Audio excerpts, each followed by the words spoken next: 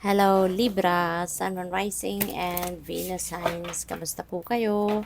Sana po nasa mabuti kayong kalagayan. Welcome back po sa Star Tarot.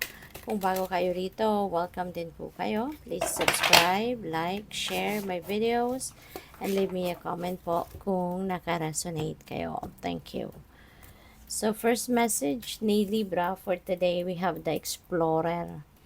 So, siguro kayo, Libra, some of you siguro is going to travel, you're ready to explore the world, siguro, or baka you are ready to explore new places na dati, baka hindi pa alam mo yun, yung gustong-gusto nyo lang puntahan, gustong-gusto ninyong diskubrehin, pero for whatever reason, maaaring hindi matuloy-tuloy. Pero ngayon, you are on the road, 'di ba, to your adventure. So, pwedeng baka mag-aano kayo, pwedeng mag-abroad kayo, no? Pwedeng gano'n ang ganap diyan. Pwede rin na ang iba sa inyo dito, Libra, is going to explore new ways of approaching various various situations sa buhay ninyo. Kaya po pwedeng magkaroon dito ang iba ng magta-try ng panibagong perspective.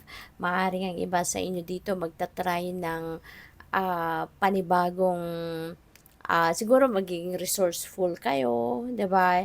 You're going to try different kinds of ways, different things. Pwedeng kasama yan sa exploration na gagawin ninyo. So, we have obsession. Wow. So, maari na ang iba sa inyo dito, you are obsessed about anything, no? Or about something, or about someone, kasi yung obsession naman yan, that could be on something or on someone, hindi ba?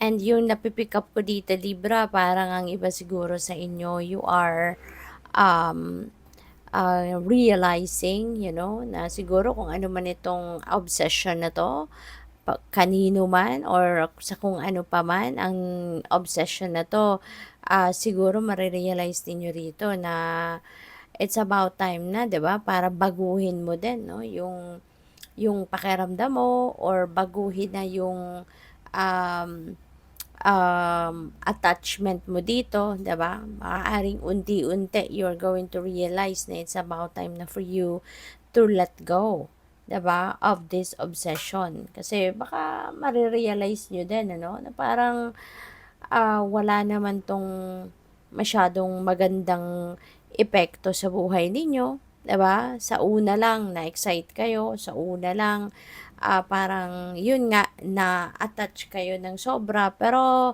as the day go by, siguro napapansin din ninyo, no, na para ano to, 'di ba? Kasi baka sa una lang may excitement, pero later on parang wala nang spark, wala nang excitement, 'di ba? Kaya maaari ngayon you're coming to a realization na tama na, 'di ba? Nasubukan ko na, 'di ba? Na-obsess na ako dito for quite some time, pero wala na, 'di ba? Naglaho na yung excitement. Kaya pa pwedeng kayo ay kakawala na sa kung ano man ito. Pwedeng na-obsess kayo sa pag-ibig, na-obsess kayo sa tao, na-obsess kayo sa shopping, 'di ba? Or kung ano pa man. So, yeah, the end definitely, related to this obsession. So, now you're going to put an end definitely diyan sa inyong obsession, 'di ba? So, definitely, kakawala ka na talaga dyan sa kung ano man ang kinaobsesan ninyo. 'Di ba? Kaya, you're going to, put a closure, kumbaga, no? Tutuldukan mo na yung chapter na to sa buhay mo. At isasara mo na yung pinto dyan, no? And kapag may ending, may beginning, 'di ba? So, natapos na yung obsession mo, natapos na yung sobrang attachment mo, yung unhealthy attachment mo to someone or to something, kaya you're on to the new beginning. 'Di ba? Kapag may ending, may beginning, kaya ngayon siguro malinaw na sa isip mo 'Di ba? Kung ano na yung susunod mong gagawin. Malinaw na sa isip mo na it's about time na, 'di ba? To tread a new path in your life. So, which is good. Kasi for sure, meron ka ding natutunan dyan sa sitwasyon na yan. Kaya, yun ang bibit-bitin mo. No? As you head towards a new beginning, meron kang bit-bit na lesson. Meron kang bit-bit na wisdom.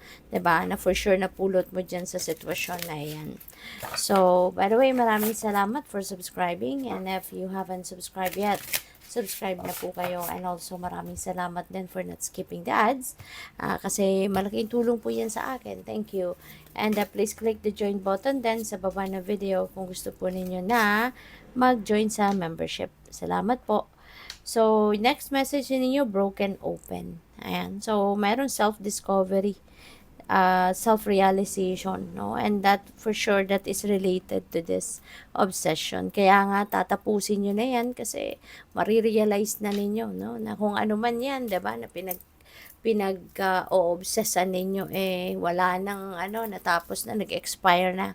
Kumbaga, no? Yung kung ano man ang hinabol ninyo rito dati, no, nung una, so maaring wala na ngayon, tapos na, ubos na, no? Kaya marirealize ninyo, yan ang matututunan din ninyo ngayon na siguro merong pagmumuni-muni at pag-iisip-isip, no, na ginawa kayo, siguro inano ninyo, kumbaga dinisect ninyo ang inyong sitwasyon. Kaya ngayon you are realizing about something at yun na, no, yung tawag dito, you're going to embrace that realization and you're going to make it happen, 'di ba? So, beyond the ordinary, feeling ko dito, Libra, this is the time na ready ka na din na i-embrace, no, yung mystery of life, 'di ba? Yung beyond the ordinary dito. Pwedeng may mga realizations talaga kayo rito, no? Na kahit anong gawin ninyo, kahit anong gawin ninyong madiskubre kung ano yung mga reason, kung bakit, kunyari, bakit nangyayari ang isang bagay sa'yo, bakit nangyayari ang mga bagay na kung ano man ang nangyayari sa inyo na maaring ipinagtatakang ninyo sa ngayon, 'di ba? So, regardless, no, kung ano man ang effort na gawin ninyo, talagang hindi ninyo mahanap, no? Hindi ninyo siguro ma-find out yung reason. And other things, no, like that, siguro, marirealize din ninyo sa ngayon na indeed, no, life is beyond the ordinary talaga. Ang mga nangyayari sa buhay natin, sometimes there are mystery, no, surrounding it. Kaya siguro ngayon you will be realizing na sige na nga, 'di ba? Because in God's perfect timing, maiintindihan mo din ang lahat. Maybe you're going to realize na ganun, no? Ganun ang sitwasyon ninyo. You're just going to embrace what is happening right now sa buhay mo. You're just going to accept it. Kung ano ang nangyayari sa buhay mo, you're just going to embrace it as is, 'di ba? At magtitiwala ka na lang, no? Na in God's perfect timing, maiintindihan mo din ang lahat. In God's perfect timing, the divine is going to show you the reason why, 'di ba? Those things happen, no, sa buhay mo at some point in time. So by now, you're just going to accept, no, that everything, that life is a mystery talaga. So the next message is the uncharted sea. Ayan, so this is totally new for you, 'di ba? This is totally new for you. You've never been here before in this situation, in this place. Maybe you're going to start something new in your life, no? At papunta kayo sa isang sitwasyon na you've never experienced before, 'di ba? As in totally new for you ito, no? So siguro this is something na pwedeng masusurprise ka, 'di ba? Ikakagulat mo, yung gano'n. Kasi nga you've never done this before, you've never been to this place before, yung mga gano'n. No? Kaya good luck sa iyo. At saka hindi naman din ikaw makakarating sa bagay na yan, sa lugar na yan, diba? If that's not meant for you. So, ibig sabihin ito, that is uncharted territory para sa'yo. No? There are so many lessons that you need to learn there, diba? At marami kang matututunan, that is where you will grow, that is where you will thrive. So, let's see kung ano pa ang mga messages dito for Libra.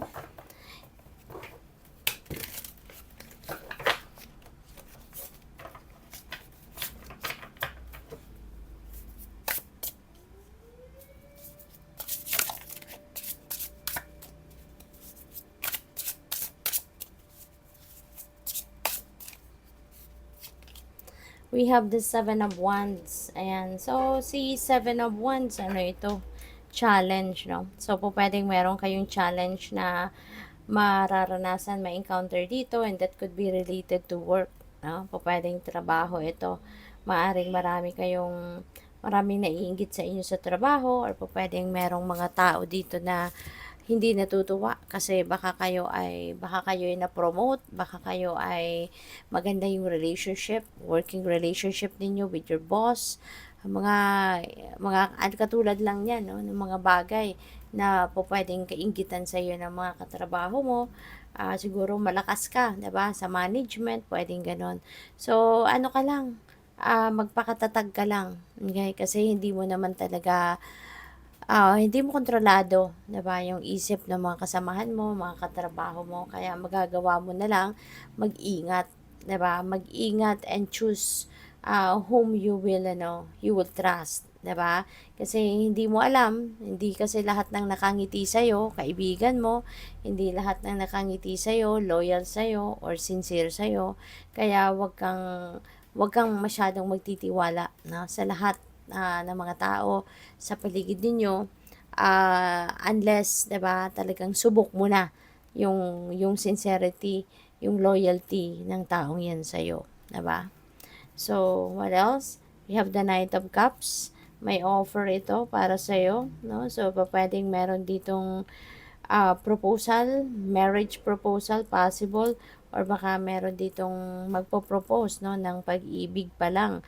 Baka ang iba sa inyo dito merong mandiligaw, or baka merong mag-iimbita sa iyo, 'di ba, for a date. Merong mag-ano sa iyo, mag-o-offer sa iyo ng kanyang pagmamahal, ng kanyang pag-ibig, no? Maaring ngayon siya magpapahayag ng kanyang nararamdaman sa iyo. So, we have the Four of Wands at baka mauwi agad sa kasalan nito. O pwedeng meron ditong whirlwind romance na mabuo, 'di ba? Pwede rin na yung taong ito magpapahayag sa iyo ng kanyang pag-ibig, pagmamahal.